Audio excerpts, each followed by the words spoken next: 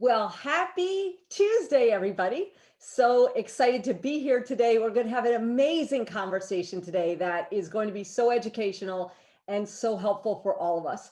One of the big things that everyone is talking about, obviously with the pandemic, has been the vaccine and what we need to know about the vaccine. Is it safe? How do you get it? All that good stuff. And we have an awesome treat for us today because we are joined today by Dr. Nancy Bailowitz, and she has 25 years of experience as a doctor. She's an internist at the University of Maryland, and just an incredible friend who I'm very blessed to have here today. She is going to talk to us today about everything that we need to know. So first and foremost, can you please take a minute to introduce yourself? That would be great. Sure. Thanks, Leanne, for having me. I am an internist, so general medicine for adults, and I have been in practice for 25 years, kind of hard to believe. I would say that and raising three kids who are now, let's say 24, 21, and 18 is pretty much my life's work. I don't think we could be old enough to have kids that old, so I'm denying all of that. Nancy and I have known each other for a long time. So, Nancy, I really appreciate you being here because so many people want information about this vaccine. Yeah. And so I hear the same kind of questions and conversations going on quite often. And I Right. really want to take a minute and just go through some of those and have you really shed your professional enlightenment on us, if that's okay. So the first thing that everybody was talking about when it came out is it's amazing and miraculous that it came out so quickly. But Right. the question is, by many people, does that mean it's safe? Has it been tested enough? Is it a safe thing to take? Right. Great question. And I had the same question myself. It came out amazingly fast, which is awesome, really. Mhm. Um, there's a few things to understand about why it came out so fast that I think will make people more comfortable with it. One is the technology, it's an mRNA vaccine, and I'll explain what that is a little bit later, but that technology has been around for a long time. It's been around for about 30 years. So there's a lot of past research that's gone on into this vaccine. One of the reasons why it was able to come out so fast is it's very closely related to two other viruses that are respiratory viruses called SARS and MERS that vaccines have been studied for those viruses, so they were able to translate the work pretty quickly to this virus. A lot of money was thrown into developing this vaccine, much more than is typical because we have not really seen a global pandemic like this for a long time. So that did speed up the process, but what you should know is that the vaccine went through all three clinical phases that it needed to go through. Part of the reason that it was so quick is because there were a lot of volunteers to get the vaccine. Normally that's kind of difficult with a new vaccine, but there was a lot of interest with this. There's also a lot of virus around, so you could easily study the vaccine. And I think about 75,000 people were in the trials. So I think that even though it seemed quick, you can be comfortable that it went through the same exact safety trials as other vaccines. That's incredible. I didn't really know any of that. So that's really comforting in a lot of ways. Now, Yeah, there are two different vaccines. Can you take a minute and talk about the two and if there is any difference, somebody should be seeking one over the other? I am going to talk about that. I'm going to say a little bit more about safety. Please. Great. A couple things to really understand about this vaccine. It does not, I think because it is called an mRNA vaccine and people know a little bit about that and know that it's related to DNA. There's some concern, is this getting into my DNA? Is this going to change my genetic material? The answer is no. mRNA is a molecule that kind of teaches cells, gives them a framework, gives them a direction to make a protein. So that's all that happens here. This teaches your cells to make the spike protein that everybody I think has seen that's on the outside of the coronavirus molecule. The body recognizes that as something foreign and makes antibodies against it. Those antibodies stay around, the vaccine goes away. So the vaccine doesn't have COVID-19, it can't give you COVID-19. and the vaccine does not stay around. No, vaccines generally don't have long-term side effects, so we're not expecting any long-term side effects from this. And so I think that that's important to understand, that it does not enter the nucleus, it does not enter your DNA. That's huge, because there's a huge misperception that you're actually, because I guess the flu virus, people think you're getting the coronavirus if you get the vaccine. No, in fact, not at all. A lot of viruses, I mean, a lot of vaccines work by injecting in a weaker virus or an inactivated virus. This one is different. I think one thing that might be helpful for people who are wavering is to think about it like this. And this is, I don't care if you're talking about Tylenol or an aspirin, anything that you ever do in medicine, you have to ask yourself the same question. Is this safer for me to do or not do? And let's take an example. High blood pressure happens all the time in my office. Somebody comes in, their blood pressure is 180 over 110, dangerously high. No symptoms whatsoever, because high blood pressure is the silent killer. And I say, here, you need to take this prescription. It might have these side effects. And people they don't have any symptoms, they don't feel bad. They have to ask themselves the question, is it more dangerous for me to take this medicine or not take this medicine? And in that case, it's more dangerous not to take it, because we know that high blood pressure leads to strokes and heart attacks and kidney problems. So I would argue that in this scenario, we're in the same boat. And I normally am someone who kind of lets things run, go around the block. My patients don't need to be the guinea pig. For this one, I came out on the side of, it's more dangerous with this virus that causes death and a lot of potential morbidity along the way to just go ahead and take the vaccine. That's incredible information. I'm so glad you're on here today. This is great. So, and now there are two. We were, Yes. Can you take a second and elaborate on that a little bit, if you don't mind? Well, there's two right now. There's Pfizer and Moderna. Mm-hmm. You should get, which one should you get? You should get whichever one you can. They seem to have the same efficacy, which is that they both probably prevent severe disease in about 95% of the people who get it. So they're very similar vaccines. They haven't been compared head to head, so I can't say that one is better. I would have been happy to take either one. When I went to get the vaccine myself, I had no idea which one I was getting until I sat down in the chair and said, which one are you giving me? So most people will not have a choice. The differences, there's not a whole lot of differences. They both require 2 shots. The Pfizer is a little bit nicer in that you're done in 3 weeks, because your second shot is 3 weeks later. The Moderna, you're done 4 weeks later. Gotcha. So it takes a little bit longer. But I would take either one that I could get. There are other ones that are coming. There probably will be a vaccine at some point that's just 1 shot. There probably will be a vaccine soon that does not have to be frozen at the same low temperatures as the current vaccines. So there are more coming in the pipeline, and you might not have a choice, but I'd be happy to take any of them at the moment. If you can get. Now, the 2 shots you mentioned, one's 3 weeks, one's 4 weeks.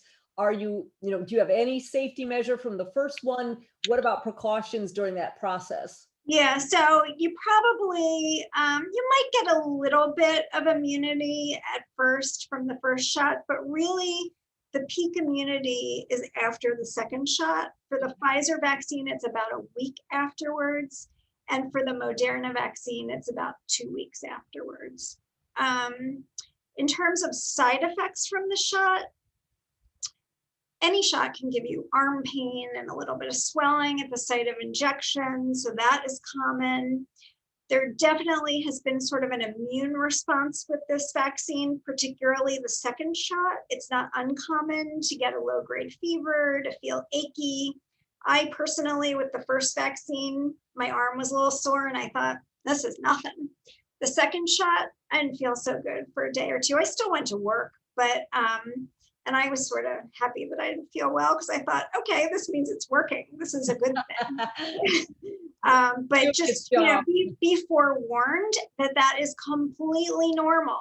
And, if you remember when you had your own childhood vaccines or you took your kids for childhood vaccines like that, a little bit of fever and muscle aches after getting a vaccine is very, very normal. And it just shows that your body is mounting an immune response to whatever you've given it. Excellent. Now, one of the other things that people talk about a lot is a lot of people have had it, but maybe one person had it and the other one didn't. I even met a couple where the spouse had it and the other spouse never got it, which was wild. But then also, maybe you haven't had it, but your relative has, or maybe you want to be around somebody who's older and one of you had it. And what's the whole scenario if you or a family member has had it? What would you recommend if somebody's already had it? Can they be like, I had it already, I'm safe?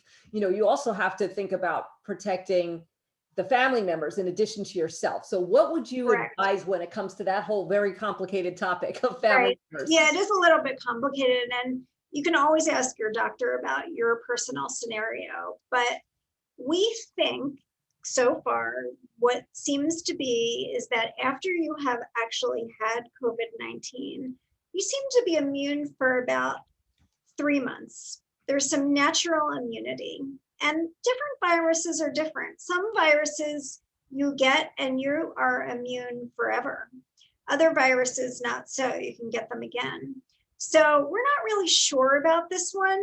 And there's some suggestion that the immunity might wane after 3 months. So the recommendation is if you have had COVID, you should be vaccinated against it because you don't want to get it again. The timing of the vaccine, if you actually had the illness, is something that is a little bit variable, and that you should talk to your doctor about. Some people do wait until 90 days after they had the illness. And it's a strange virus. I agree with you. I've had cases where somebody's taken care of sick family members and you think, oh, this person is going to get sick, and they haven't. And others where a repairman has come to the house for, a half an hour and transmitted it to someone. So it's very variable. It's crazy. It's really difficult to predict. And It I is. know so many of us have people, like I interact with somebody in my family who's in his 80s every weekend. And so I'm more worried about catching it and then him getting it than me getting it, if that makes any sense. It makes absolute sense. Yes. Now, there's also a lot of talk in the media, and some people say it's really accurate and some people say it's the media just trying to like freak us all out. What about different strains? I've heard over the years with the flu shot, then there's different strains that come out. How does all that work with the vaccine? Are there different strains of the COVID coming? And in addition to COVID coming in different forms, will these vaccines still have a decent protection rate for people with it? Right. So viruses have a mission in life. Okay. They want to live just like we want to live. So part of what they do is they mutate. They try to become more virulent, or they try to be able to spread more easily. So it is not surprising that there have been some different strains of COVID-19. There's a British strain, there's a South African strain. Unclear right now if our current vaccines are going to cover those strains. You got to think they're going to cover it somewhat. I mean, that's my hope, that your body, if it's seen one form of this virus, hopefully the vaccines will have coverage for another form, but we don't know for sure yet. Because viruses like to mutate and they need to be transmitted to mutate, is a reason that we all really need to work to decrease transmission. Why do we get a flu shot every year? Why isn't the flu eradicated like other diseases like smallpox are eradicated? One reason is because the flu mutates like crazy. So there's always different strains. That's why we need a flu shot every year. Will we need a COVID shot every year? Possibly. We don't know yet. Yeah, it's really interesting what you pointed out, because there's certain things you can get a vaccine and call it a day, you're done. But Yeah. the flu shot, no such luck. Right. And so we don't know where this is going. Yeah. It's possible that it will be one and done. But it's unclear. And will you need a booster for certain forms? Maybe. But the more people that have it, I assume the sooner people can get back to something close to a normal life. Correct. I think it's estimated that 70 to 85% of the population needs to be vaccinated in order to get herd immunity, which is where people who haven't been vaccinated are protected anyway because there's so little virus around. So that's a lot of people, but that would get us back to some sense of That's a normalcy. lot of people. So let's say somebody is listening to this, they're like, okay, I want to get it. You can't just go to the drugstore. So like, what do they do? If somebody says, well, I really want to get the vaccine, now I feel more comfortable. I know we have people that tune in from all over the country, but what would be a general next step that someone could take if they decide to move forward?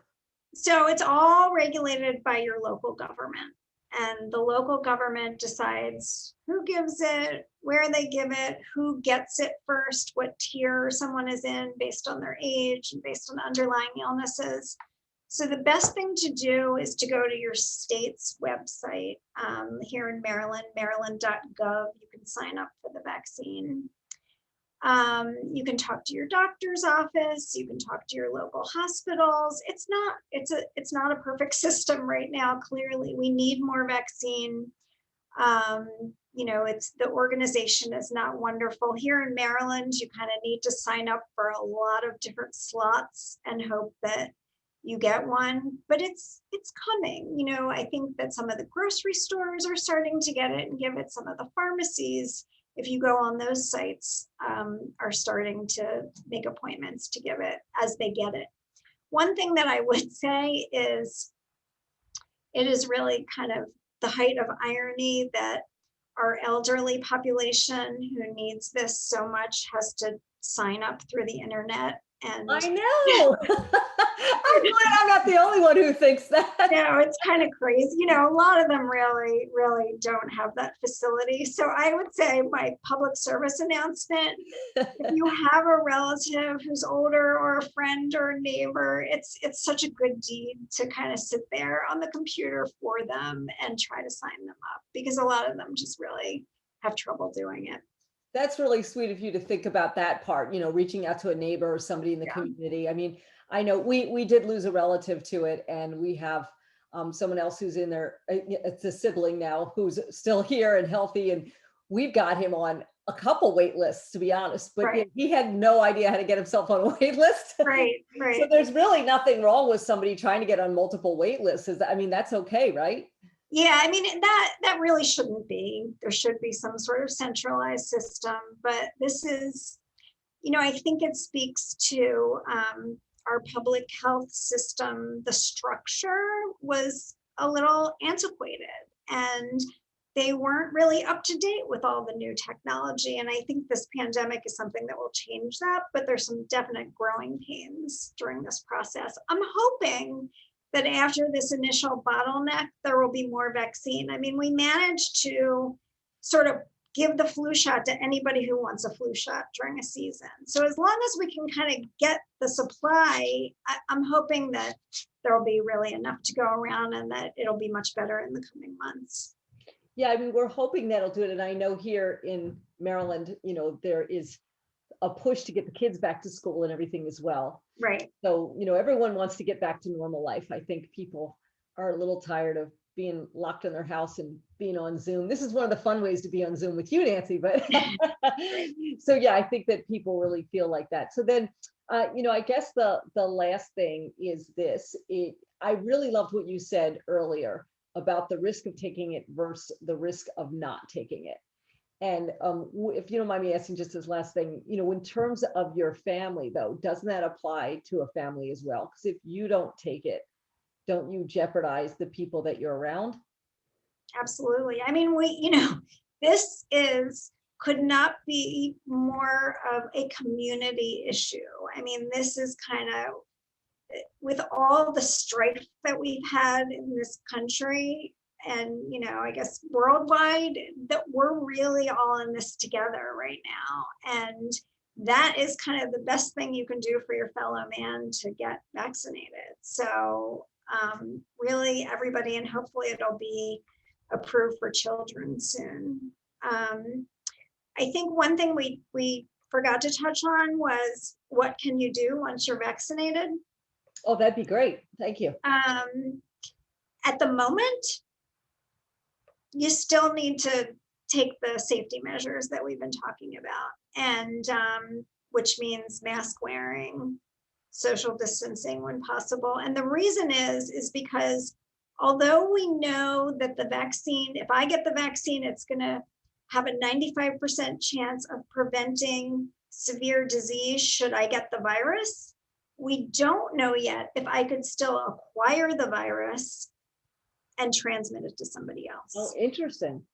So that is why, despite the fact that I am fully vaccinated, I'm wearing my N95, plus my surgical mask, plus my eye protection at work to protect my patients. So at this moment, I guess you're saying that, we know that it will either prevent or severely reduce what happens to you, but you could still be a carrier. Is that a non-medical way of explaining it? Exactly. So you could still potentially get it and transmit it, which speaks to your question about strains. The more we can decrease the transmission, the more we decrease the virus's ability to mutate into those other strains. So that's another reason why, after you get the vaccine, you still need to take the measures to prevent transmission. Excellent. And but I think, you can be, I feel like you can be a little more comfortable though. I'm not as terrified when I walk into the grocery store anymore, knowing that I have some protection. sure. And I really want to compliment you, because you not only got it, but you even put it on your social media. And I think but that's so important for people. Like, you're someone people trust. You're obviously educated, you're a doctor, so for you to be comfortable doing it, know that it's important, and be out there helping other people and spending the time today is really kind and really empowering for so many people. So I really just want to thank you so much. You're welcome. I mean, if you take a few steps back, it's really amazing that we're having this conversation. Isn't it? Everything about it is amazing. I've done a lot of the thing that I think about that has been most similar to this experience for me in my career is way back when I was a medical student, and I started medical school in 1988, and I was a medical student at NYU. So I was sort of dropped into the middle of Bellevue Hospital in New York City into a different viral epidemic at the time, which was AIDS. And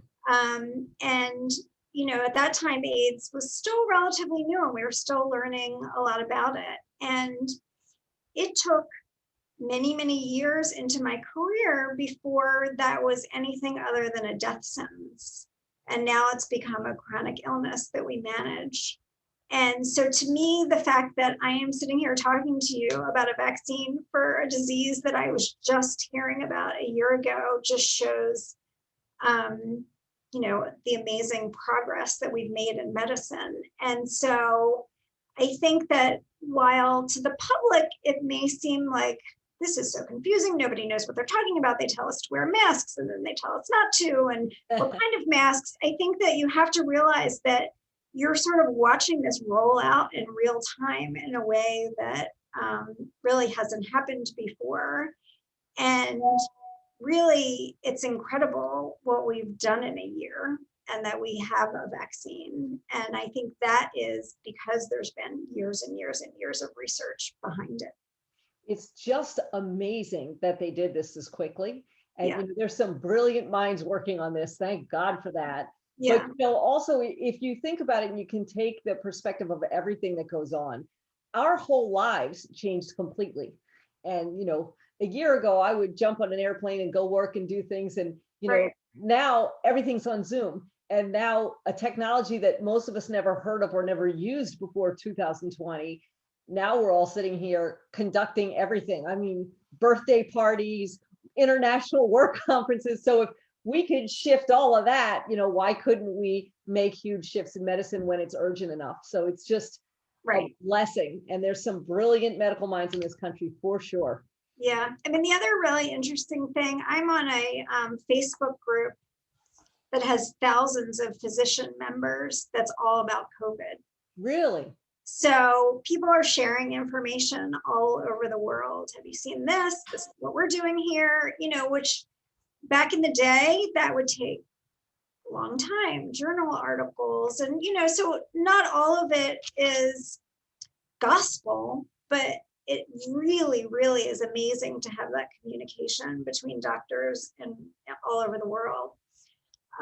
So, there's a lot of really incredible things going on. And so for me, it's, even though it's very scary and,